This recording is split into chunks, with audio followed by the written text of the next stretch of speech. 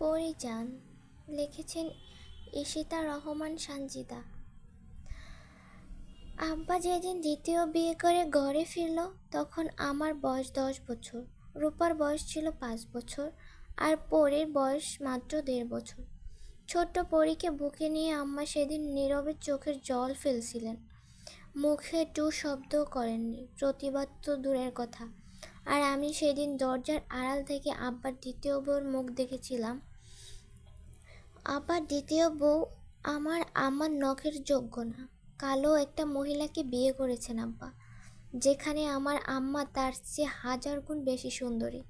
তারপরও আব্বু ওই মহিলাকে বিয়ে করছিলেন, কারণ এটাই আব্বার একটা পুত্র সন্তান চাই, না হলে তার এত সব সম্পত্তি কে দেখবে আর জমিদারি কে সামলাবে।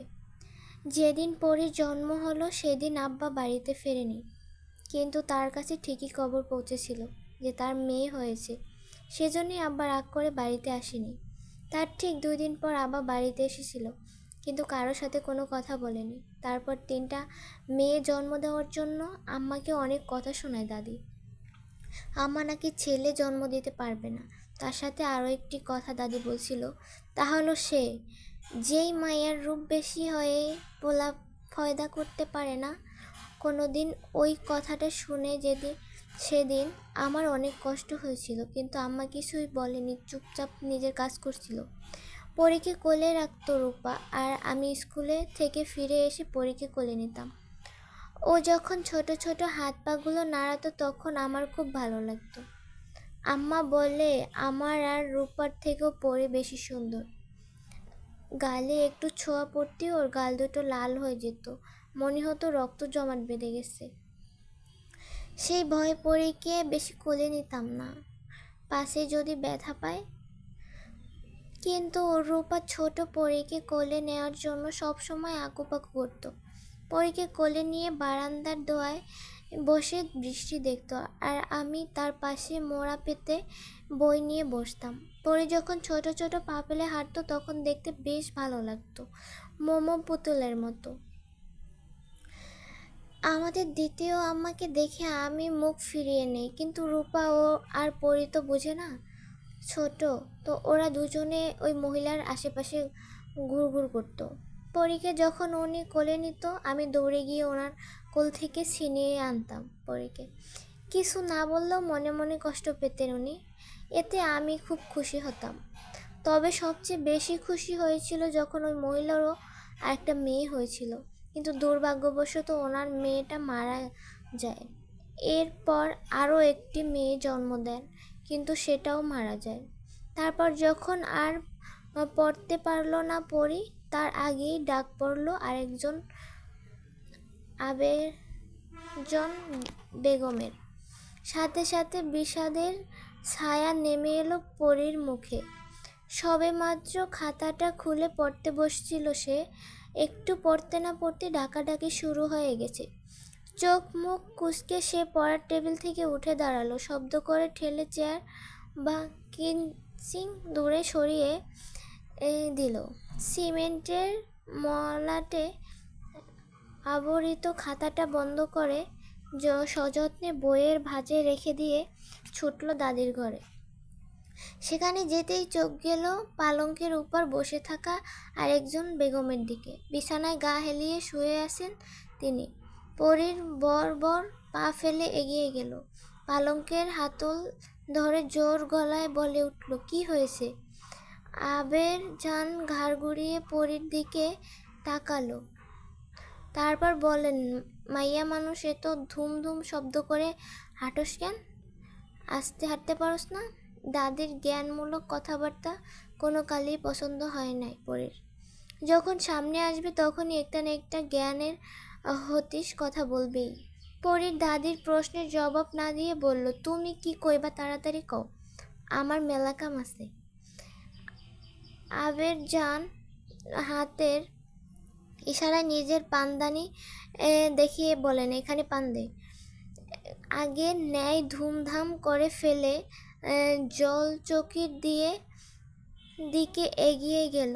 হাঁটু কেড়ে বসে পান বানিয়ে এনে দাদির হাতে দিতে তিনি পান মুখে পুরো নিলেন।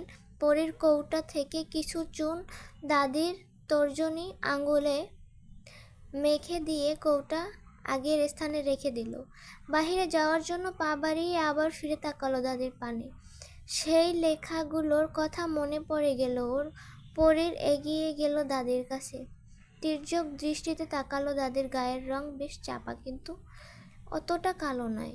হাত পা ও মুখের চামড়া ঝুলে গিয়েছে। বয়স হয়েছে তো? পরীর হুট করেই বলে উঠল, ওই মাইয়ার রূপ বেশি হয়ে পোলা ময়দা করতে পারো না, তাই না দাদি? পরীর কথা শুনে চমকে তাকালো আবেরজান বেগম। এই কথা পরী শুনল কোথা থেকে? দাদিকে বলতে না দিয়ে পরী আবার বলল, তোমার তো রূপ নাই, তাই তো দুই পোলা ফয়দা করছো, কিন্তু আরেকটা তো মানুষ করতে পারো নাই, দুইটাই অমানুষ ফয়দা করছো। বৌরির কোহানকার আমার আম্মাজান তিনটা সোনা জন্ম দিয়েছে, আর তুমি কি করছো? এক পোলা দুইটা বিয়া করছে, আরেক পোলা বিয়ার খবর নাই। পরের মাইয়া দেখা দেখা দিন পার করে। কথাগুলো বলে পরীর এক দণ্ড দেরি না করে দৌড়ে বাইরে চলে গেল। আবেরজান বেগমকে কিছু বলতেই দিল না। নিজের নাতনির উপর ক্ষুব্ধ হলেন আবেরজান। মেয়েটা বেশ চটপটে আর উড়নচণ্ডী স্বভাবের। মুখের বুলিতে সবসময় তেজ মিশ্রিত থাকে, যা ওনার আর দুই নাতনিদের মধ্যে কোনোখানেই দেখেননি। পরী এরকমের কথা শুনতে তিনি অভ্যস্ত, তাই বেশি না ভেবে তিনি পান খাওয়ায় মন দিলেন। দাদির ঘর থেকে ছুটে বের হন নিজের শয়নকক্ষের দিকে পা বাড়াতে আবার ডাক পড়ল। এবারে ডাক দিয়েছেন পরীর মা মালা বেগম। মায়ের ডাক শুনে আবার ঘুরে দাঁড়াতে হলো পরীর। সোনালি আপুর খাতাটা আজকে বোধহয় আর পড়া হবে না। ঘাড় ঘুরিয়ে এবার টেবিলের দিকে তাকালো সে। বইয়ের সাজানো স্থাবরের মধ্যে আসামির ন্যায় পড়ে আছে খাতাটা। হাতছানি দিয়ে ডাকছে যেন পরীকে, কিন্তু সময়ের অভাবে পরী আসতে পারছে না।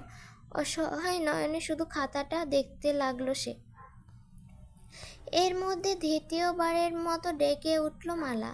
পরী দৌড়ে লাগলো। পরনের ঘাড়টা দু হাতে হালকা উঁচু করে ঘরে সিঁড়ি ভেঙে নেমে দৌড়ে দিল রন্ধনশালার দিকে। সেখানে বসেই ডাকছিল মালা। পরী ওখানে গিয়ে দাঁড়াতেই জেসমিনের দিকে চোখ পড়ল, সাথে সাথে চোখ ফিরিয়ে নিল।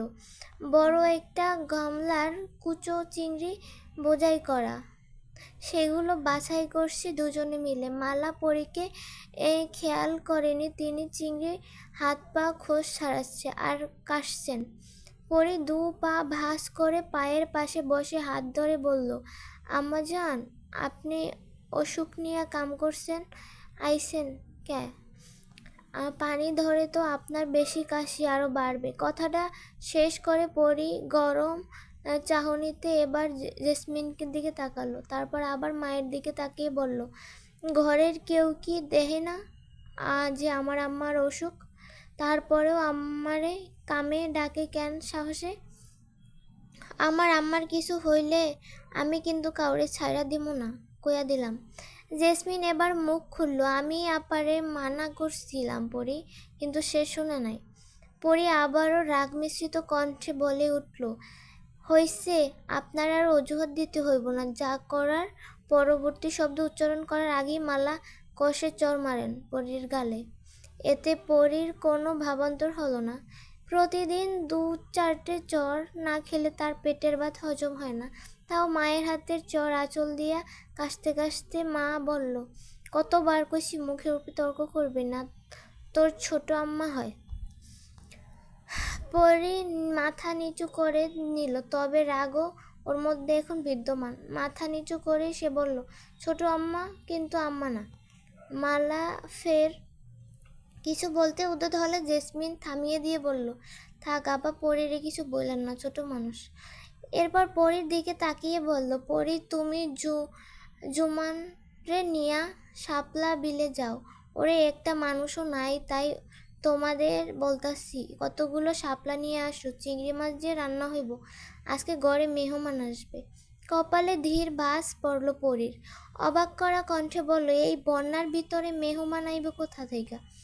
পর মুহূর্তেই কিছু ভেবেই পরীর মুখে হাসি ফুটে উঠল, রূপা আপা আইব।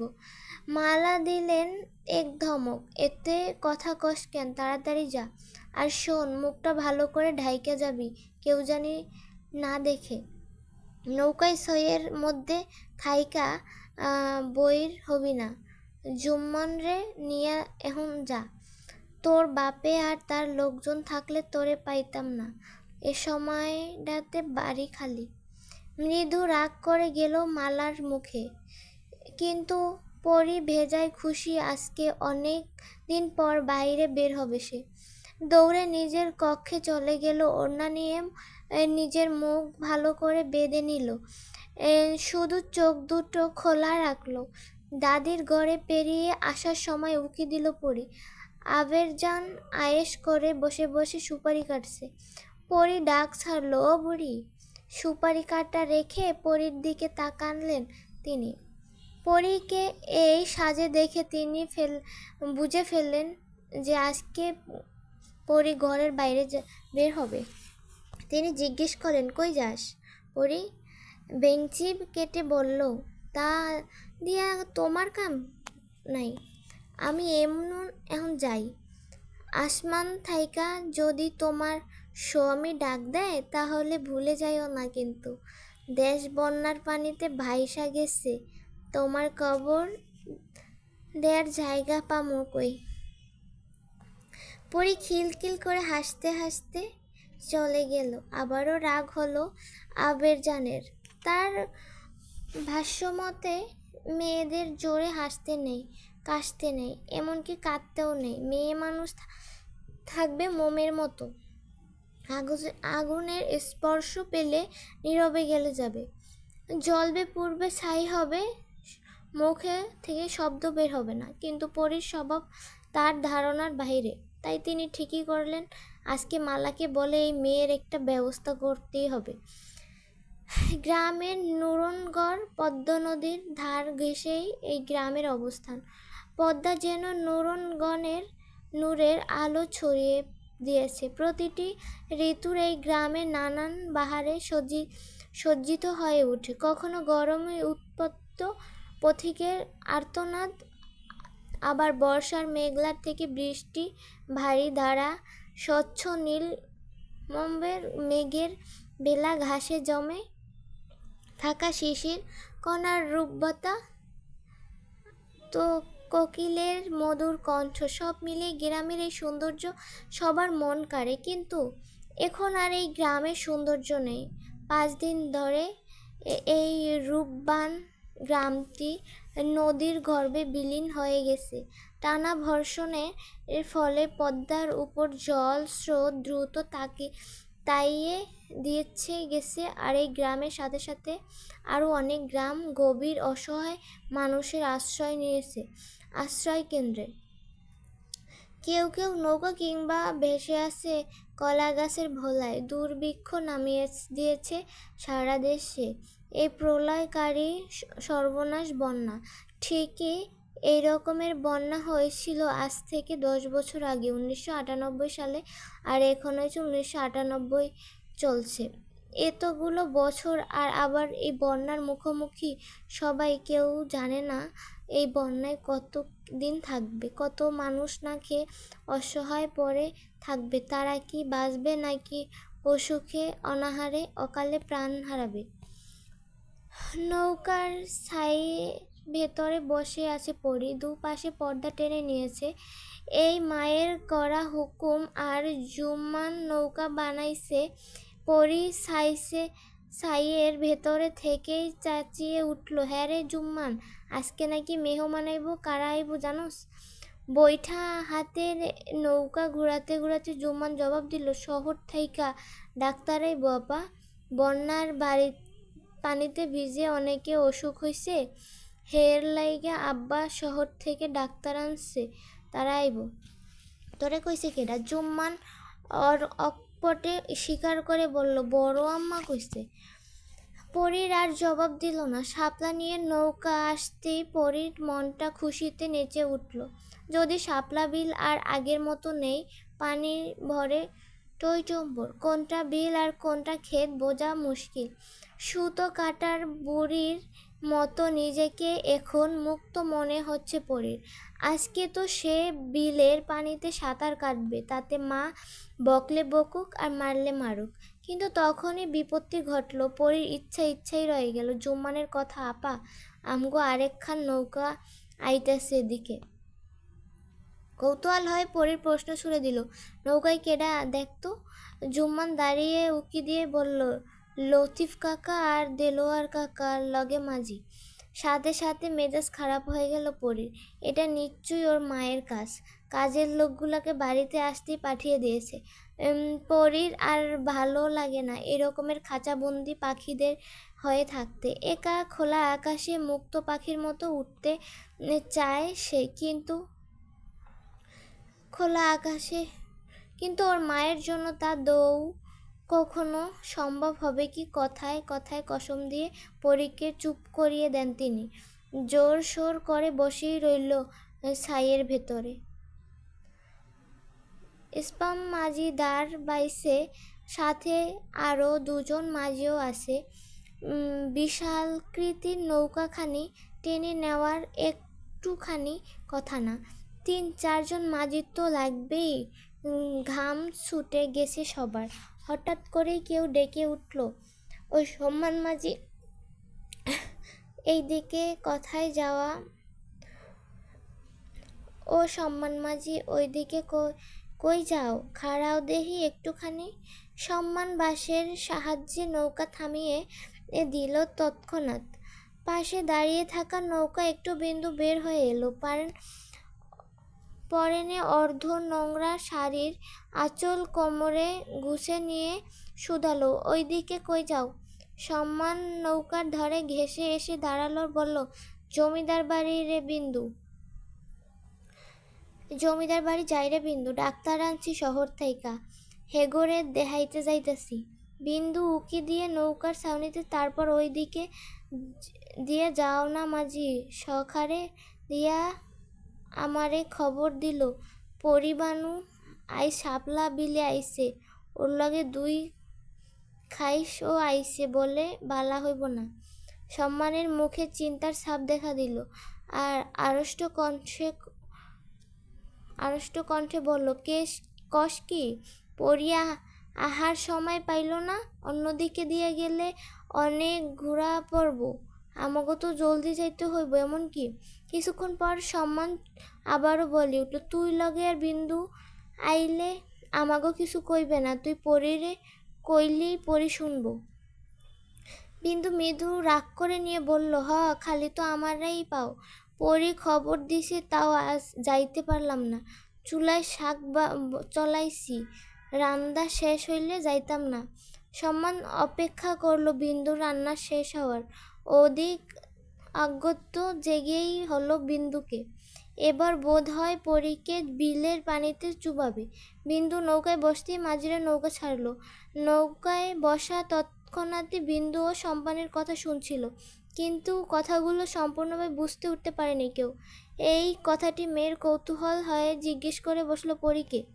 বিন্দু ঘাড় ঘুরিয়ে মেয়েটিকে তাকিয়ে জবাব দিল, আমাগো গেরামের জমিদারের ছোট মাইয়া, চলবে?